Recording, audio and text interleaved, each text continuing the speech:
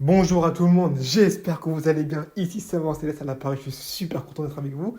Et aujourd'hui, on se retrouve pour une nouvelle vidéo un peu particulière parce qu'aujourd'hui, je vais poser une question. Voilà. Et je vais tâcher d'y répondre avec mes moyens. D'accord? Donc, la question, c'est par exemple, mettons que vous ayez un enfant ou même des amis ou même vous-même, hein, euh, et vous vous posez la question est-ce que je suis bon ou est-ce que je serai bon ou est-ce que j'ai un avenir dans le sport, d'accord? Parce que c'est vrai qu'en astrologie, on peut voir ce cas-là. On peut savoir dès la naissance, en fait, avec le thème astral, si la personne sera inclinée vers du sport ou aura des prédispositions pardon, au sport, ou est-ce qu'il faut complètement abandonner et il faut juste voir le sport comme un passe-temps, comme un sport du dimanche, d'accord? Il y a plusieurs maisons qui, donc, je vais vous faire sous forme de maison. Donc, quelle maison prédispose au sport et quel sport, en fait, ces maisons-là, euh, de quel sport nous parlent. Ok. Alors, premièrement, on va commencer par l'ascendant, parce que l'ascendant, c'est vous, c'est votre personnalité, c'est qui vous êtes. Donc, forcément, l'ascendant va jouer un rôle prépondérant sur la question du sport. Premièrement, alors écoutez bien, la maison 1, pardon, ça représente le corps physique, l'apparence et l'énergie vitale. Donc, c'est quelque chose de très fort. Un ascendant dans un signe de feu, donc bélier, lion ou sagittaire, va vous incliner vers le sport. Il va surtout, en fait, vu que c'est un signe de feu, il va incliner le natif à avoir une activité physique régulière et en fait, ça va être quelqu'un qui va être attiré par le sport instinctivement, en fait. Il y a une autre planète qui vous incline aussi vers le sport, c'est Mars.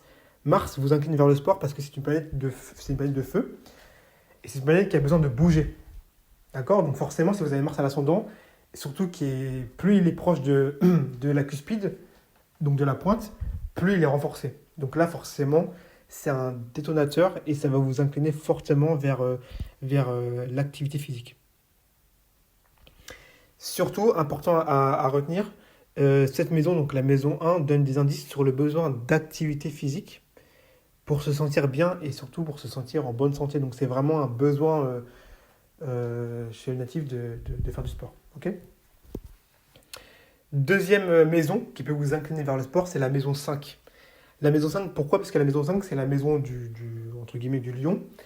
C'est une maison de loisirs et de compétition. C'est une maison de plaisir, entre guillemets, c'est la joie de Vénus. Et le lien avec le sport, c'est qu'en fait, la maison 5 est associée aux loisirs, au plaisir, aux activités créatives, et y compris le sport. C'est la maison en fait de l'expression personnelle, donc vraiment de la créativité, hein, comme la créativité du lion. Et les sports compétitifs ou les sports d'équipe, pardon, qui permettent justement aux natifs de s'exprimer. C'est vraiment en fait le natif, quand il a une maison 5 remplie avec un amas planétaire, il va vraiment exprimer sa créativité par le sport. Et j'ai des personnes en tête justement que je connais qui, lorsqu'en fait elles font du sport, elles ont quelque chose de toujours un peu créatif dans leur jeu, dans leur style de jeu, dans leur façon de taper dans la balle ou de taper dans le ballon. Il y a toujours un côté un peu créatif. Et donc c'est normal, c'est la touche de la maison 5. Cette maison est souvent liée au sport pratiqué en fait par le plaisir ou le divertissement. Donc le natif qui a une maison 5 chargée va vraiment voir le sport comme un divertissement ou comme du plaisir. Il n'y aura pas du tout de contrainte, donc c'est pour ça qu'il va souvent tenter des choses, il y aura un peu de créativité, ce sera souvent beau à voir. Ok.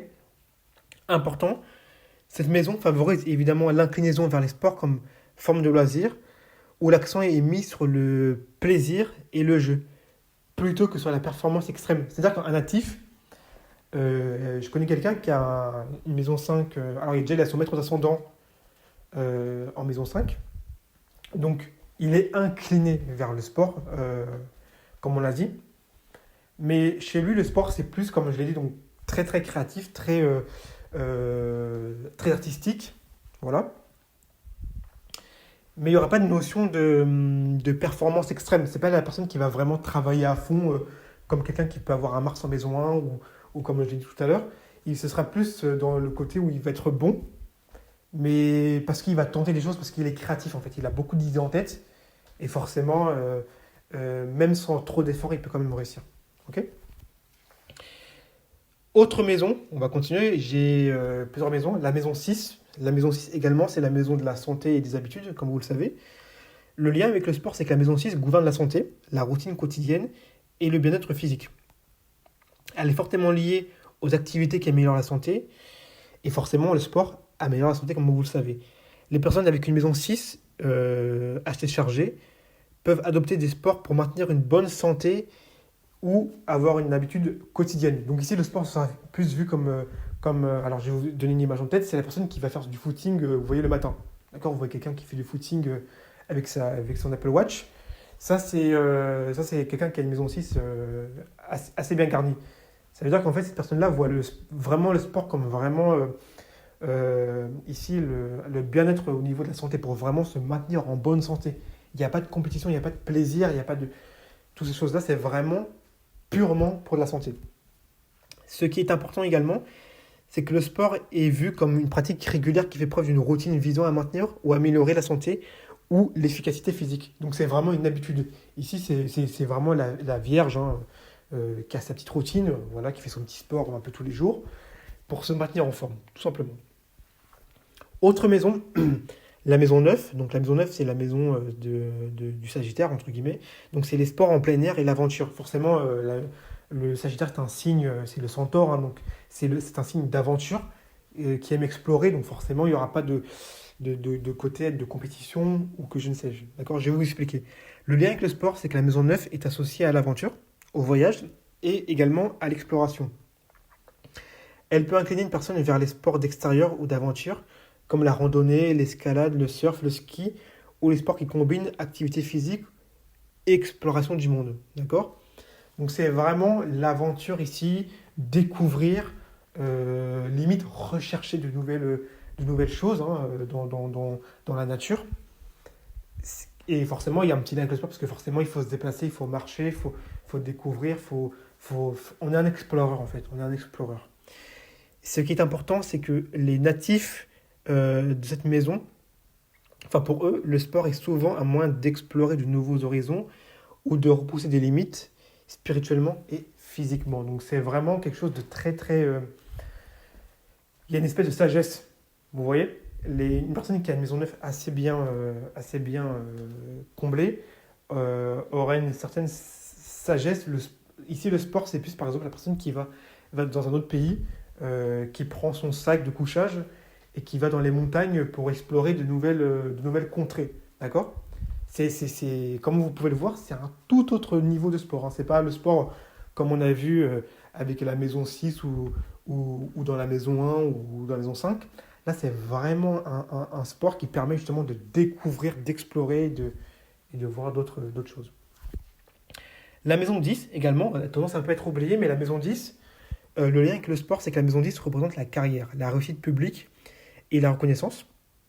Les personnes avec des planètes fortes dans cette maison peuvent être attirées par des carrières sportives ou cherchant à exceller dans le sport pour atteindre une certaine notoriété. Et ça, j'en connais une qui a un placement comme ça. Bon, moi, j'ai des personnes dans mon entourage qui ont ce placement-là.